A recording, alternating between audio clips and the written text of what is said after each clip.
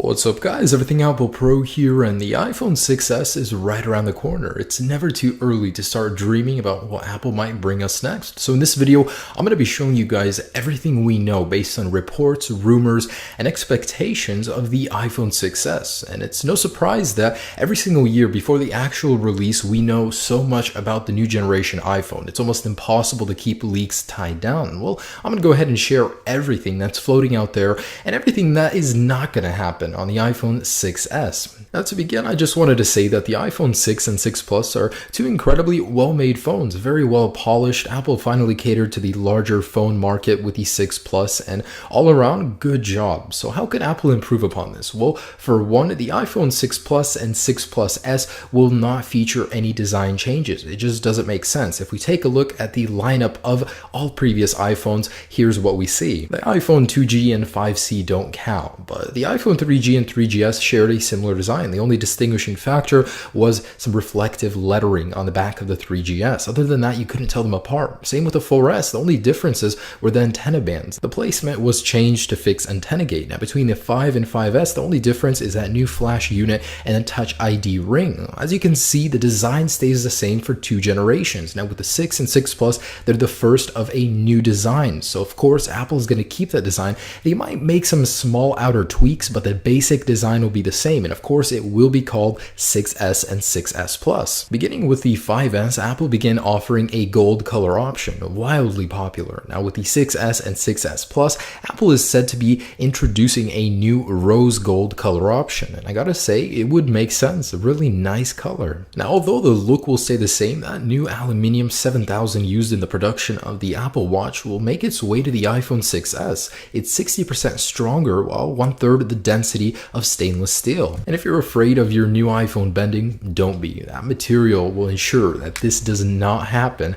to your brand new 6s. There's been a lot of chatter about the resolution changing, 2K on the 6 Plus and 1080p on the 6. Well, let me tell you why this won't happen. Well, first off, Apple usually keeps resolutions for two generations. That proved true with the 5 and 5S, and from the 2G to 3GS, and then the 4 to 4S. So we're not likely to see a resolution bump so quick. What will happen though, and is even better, is Force Touch technology. It's going to make its way over to the iPhone from the Apple Watch. It's where your screen can measure. It's sensitive to the amount of force you're pressing on it, and that's really cool. Now, thanks to a leak, we have some applications where Force Touch could be useful on the iPhone 6s. Now, say you're in Maps and you want to drop a pin. The old way to do it would be to press and hold. Well, now you can press and press harder, and it'll drop a pin for you. Now, while watching media or music, you can actually press the fast forward or rewind buttons, and depending on the pressure that you put on it, it'll change the speed at which you're moving through media.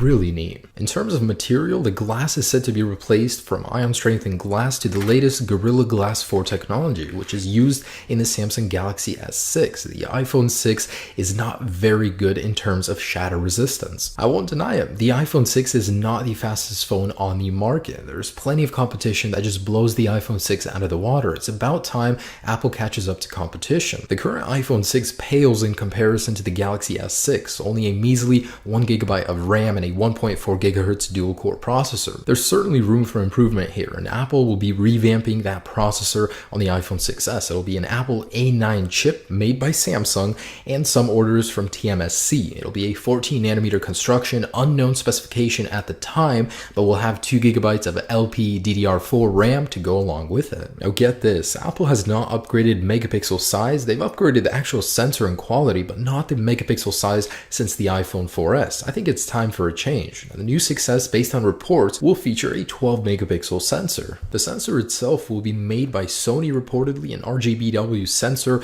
and it will have smaller pixel sizes, which is not good for low light performance. And of course, it will have 4K capability. Now, reports state that the battery life on the iPhone 6s will be better, but not by means of a new battery. The battery size is likely to stay the same. Hopefully it doesn't, because between the 5 and 5s, even though design stayed the same, the actual battery was upgraded. So hopefully we see that, even though it's not likely to happen, but battery life will likely be enhanced by terms of software tweaking. Now let's talk about some of the smaller features the iPhone 6s is likely to receive. First off, the FCC labels on the back of the device, they're ugly. I mean, they don't belong there. And there's new ruling that the FCC allows that could allow Apple to remove them from the upcoming 6s, as long as the user's guide points out where to find them in the phone's menu. Really interesting. Reports state that the Touch ID sensor on the iPhone 6s will be greatly improved in terms of accuracy, and although it's not likely to happen, Apple did file patents for a screen-enabled Touch ID detection system. Really interesting as well. Now, one can dream for wireless charging, but it's not likely to be introduced on the iPhone 6s. Even though it was introduced on the Apple Watch,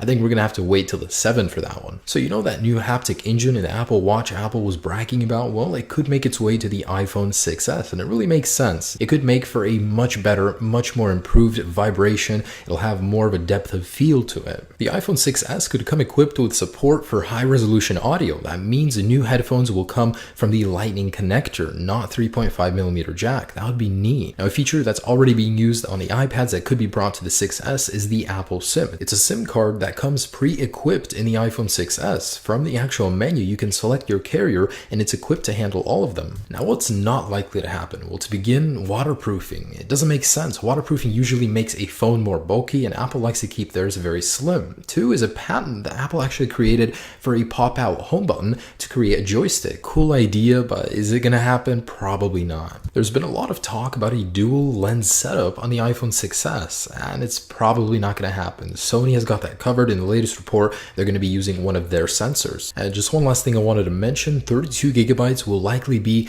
the smallest size you can buy it in, so 16GB will be gone. Now, here are all of the great features the 6s and iPhone 6s Plus will both feature, and I'm sure there will be some differentiating features between the two models. Now, based on the reports and leaks, everything we know about these devices already,